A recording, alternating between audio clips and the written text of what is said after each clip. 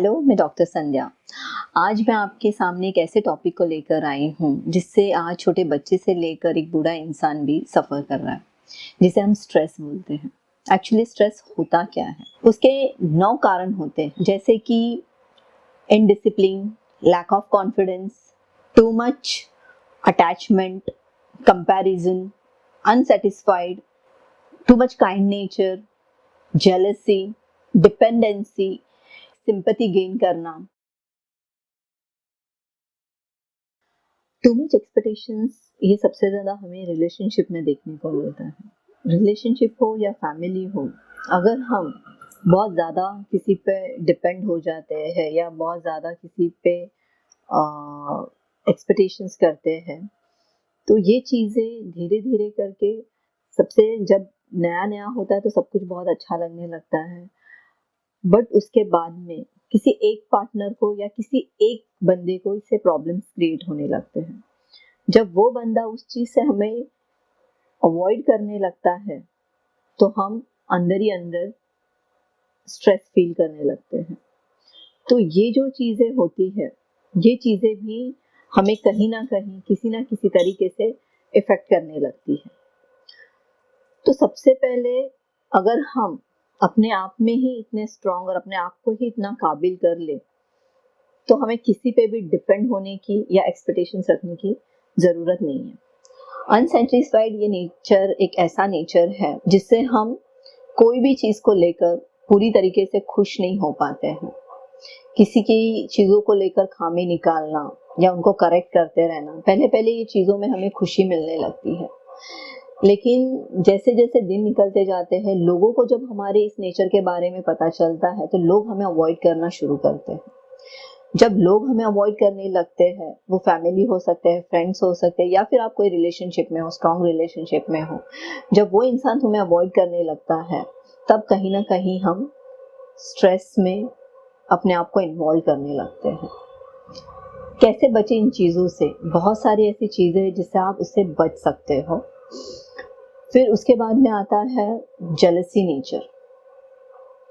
Jealousy nature भी एक ऐसा नेचर होता है जो इंसान को खुद को नहीं पता रहता है कि उसके अंदर जेलसी है, बट जब वो दिखने लगता है, जब लोग उसको महसूस करने लगते हैं या फील करने लगते हैं, तब वो उस बंदे को अवॉइड करना शुरू करते हैं। जब वो अवॉइड करने लग जाते हैं, तभी हम ये फील करते हैं कि हमें लोग अवॉइड क्यों कर रहे हैं, क्योंकि हमें पता नहीं चलता है कि हमारे अंदर वो चीज़ है जो लोगों को फील हो रही है, लोग फील कर रहे हैं। जेलसी बहुत टाइप की होती है। ऐसा नहीं है, ज़रूरी नहीं है कि जेलसी कोई लड़का या लड़की को या बॉयफ्रेंड को अपनी गर्लफ्रेंड से हो, या वो किसी से ज़्यादा ही इन्वॉल्व हो रहा है। इस टाइप की जेलसी नहीं होती। जेलसी एक होती है जो अलग अलग इंसान में अलग अलग तरीके से पाई जाती है। अगर इस नेचर को आप समय रहते अगर कंट्रोल करोगे, तो हो सकता है आगे चलकर आप स्ट्रेस या डिप्रेशन में ना जाए। फिर होता है टू मच काइंड होना। जैसे कि हम बोलते हैं कि आपको कभी किसी को दान भी देना है या किसी को हेल्प भी करनी है, तो पहले उस बंदे को या उस पात्र को पूरी तरीके से जज कर लीजिए, उसके बाद ही हेल्प करने के लिए जाइए।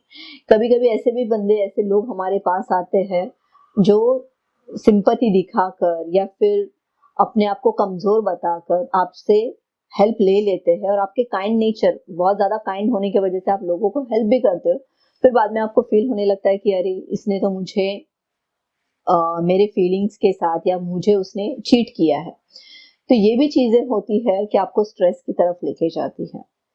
उसके बाद आता है बहुत ज्यादा डिपेंड होना या दूसरों से सिंपैथी गेन करना। ये आजकल बहुत लोगों में पाया जाता है कि अपने कमजोरियों को बताकर, अपने वीक पॉइंट्स को बताकर सामने वाले से बहुत सारी ऐसी चीजें वो करवा के ले लेते हैं।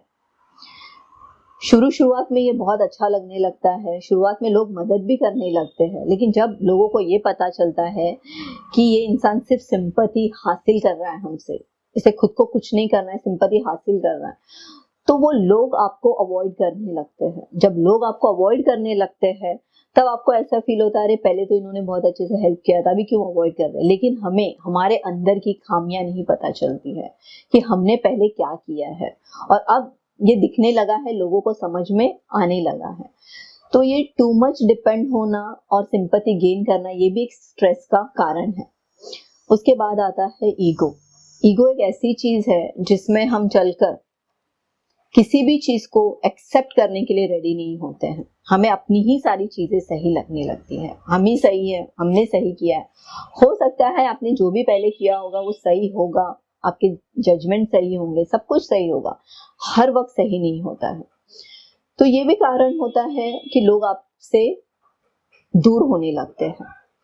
आपको लगता है कि ये सब पहले से ठीक हो रहा था, अभी ऐसा क्यों हो रहा है, और आपको ऐसा लगता है कि सिर्फ आप सही हो, बाकी सब गलत है। ये सोच भी आपको कहीं ना कहीं स्ट्रेस पे लेके जाती है। उसके बाद होता है जजमेंटल नेचर। जजमेंटल यानी कि किसी को भी देख के अपना एक जजमेंट दे देना, नहीं ये इंसान ऐसा ही है, ये ऐसा ही होगा क्योंकि मुझे पता है। ये सारी जो चीजें हैं, ये जो 9 पॉइंट्स मैंने आपको जो अभी आज एक्सप्लेन किया है, ये सारी चीजें जो होती है, ये अगर आपके अंदर है, ये आटे में नमक जितना हो तो आपकी लाइफ को बहुत ही अच्छा कर देगा। लेकिन अगर ये नमक में आटा हो जाए तो आपकी जिंदगी को बेस्वाद कर देता, जिसके वजह से आपके लाइफ में बहुत सारे कॉम्प्लिकेशंस क्रिएट हो सकते हैं, स्ट्रेस क्रिएट हो सकता है, और इसका प्रॉपर गाइडेंस या काउंसलिंग आपका नहीं हो पाया तो यही चीजें आपको डिप्रेशन की तरफ लेके जाती है। और फिर ये डिप्रेशंस आपके अंदर अलग अलग तरीके के skin disease, skin disorders, mental problems, health problems को क्रिएट करती है। इन सब चीजों से अगर आप वाकई ही चाहते हो कि आपको रिलीफ मिले, या आप चाहते हो कि हम स्ट्रेस फ्री हो जाए, डिप्रेशन फ्री हो जाए, तो सबसे पहले ये 9 चीजों को आप एनालाइज कीजिएगा। अपने सेल्फ एनालाइज में इस चीजों को आप एक बार देख लीजिएगा कि ये सारी चीजें आपके अंदर, आपके लाइफ में कितनी कितनी मात्रा में है। बहुत ज्यादा है तो वक्त रहते ही उसे कंट्रोल कीजिएगा। कभी भी अपने बारे में लोगों से जिसको आप बहुत करीबी समझते, एक बार एडवाइस ले लीजिएगा कि वाकई में मेरा नेचर कैसा है।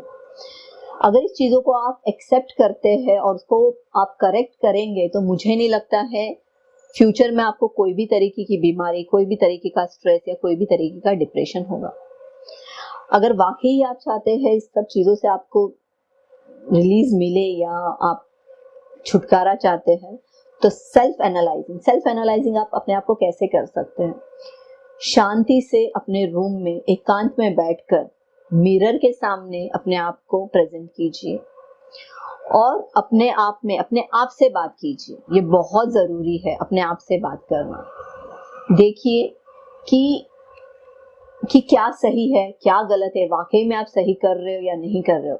जब आप ये सेल्फ एनालाइज करोगे तो आपको किसी भी डॉक्टर या किसी भी कंसल्टेंट या किसी भी काउंसलिंग की जरूरत नहीं है। उसके बावजूद अगर लगता है कि आपको इस जिंदगी में ये सारी चीजों को बैलेंस करना है, तो एक प्रॉपर काउंसलर को आप फाइंड आउट कीजिए। एक प्रॉपर काउंसलर के साथ में बैठ के आप इस टॉपिक पे डिस्कस कीजिए, तो डेफिनेटली आपको इसमें गाइडेंस मिलेगी, प्रॉपर वे मिलेगा। Thank you.